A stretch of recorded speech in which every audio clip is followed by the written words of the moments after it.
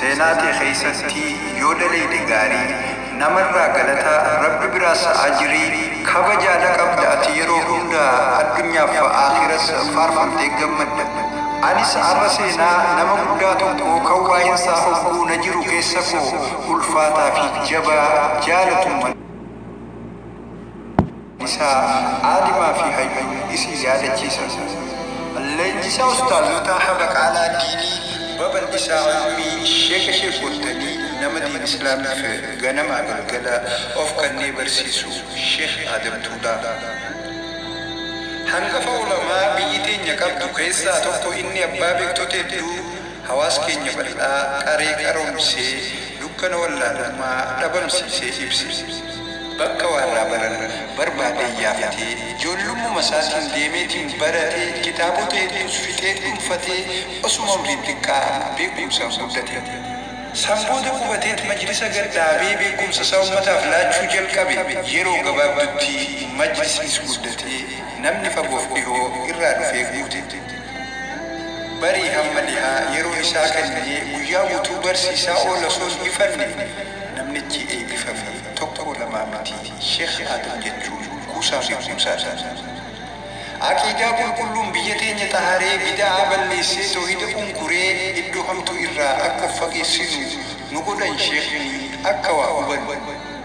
Bakka irraa waraabbatanii ilmii adda addaa Quraanaa fi hadiisa seenaalee gurguddaa yuunivarsiitii Islaamaatii oomishaa sheekanii kumaatamaa kanachi gabbahan bilchaatanii kumaatamaa kanachi eebbifaman baratanii.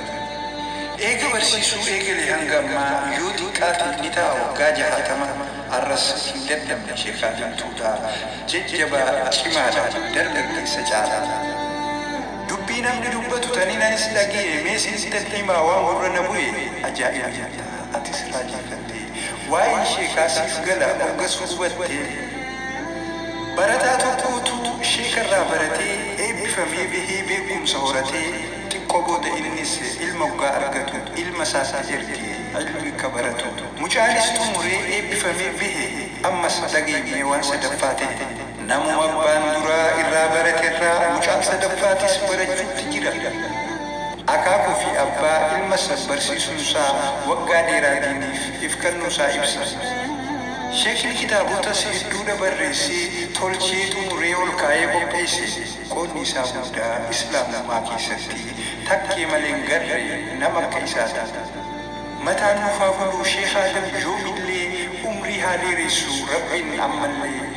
akka fakkeenyaattiin arraaf isarraa dubbadde Sheekh kan biraas hedduu nin dhufa gaaf biraa qabadde. Mataan nufaa buluu Sheekh Adam yoomillee umrii haa dheeressu rabbiin ammallee akka fakkeenyaattiin arraaf isarraa dubbadde